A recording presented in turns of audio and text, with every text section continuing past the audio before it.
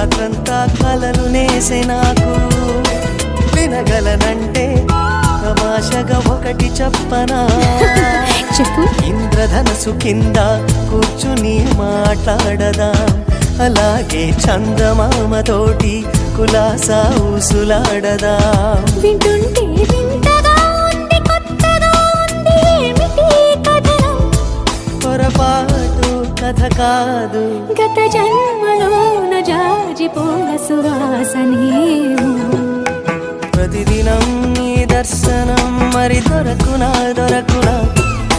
క్షణ క్షణం నీ అర్చనం ఇక జరపనా నేను